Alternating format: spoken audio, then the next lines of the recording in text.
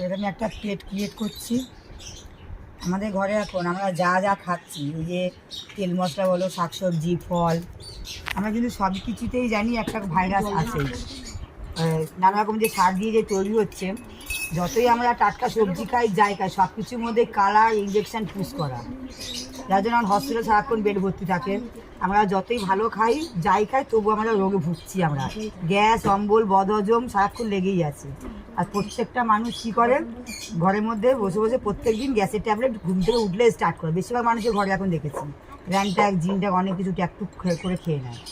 ঠিক আছে, তো এখানটা এমন একটা প্রোডাক্ট আছে, এটাও কিন্তু গ্যাসেরই ট্যাবলেট।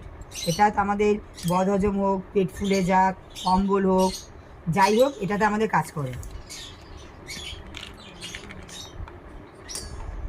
এটা হচ্ছে এরকম জেলি মতন দেখতে, ছোট্ট একটা সাপ্লিমেন্ট।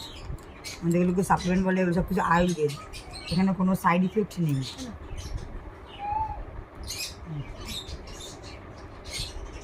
জাস্ট ফুটো করে আমি দেখাচ্ছি রাখি হওয়ার জন্য।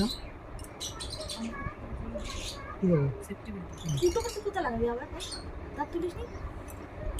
ঠিক আছে, তো এইটা যদি আমরা এইভাবে খেয়ে নিই, যখন আমাদের এমার্জেন্সি কিছু হবে, অনেক সময় দেখলে আমরা কিছু খেয়ে নিলে, উল্টোপাল্টা কিছু খেয়ে নিলে আমাদের পেটটা এমনভাবে কেঁপে যায়, পুরো বমি বমি ভাব লাগে, আমাদের মনে হয় পেটের বাস্ট হয়ে যাবে, খিদে পায় না, পুরো একটু জাম হয়ে যায়।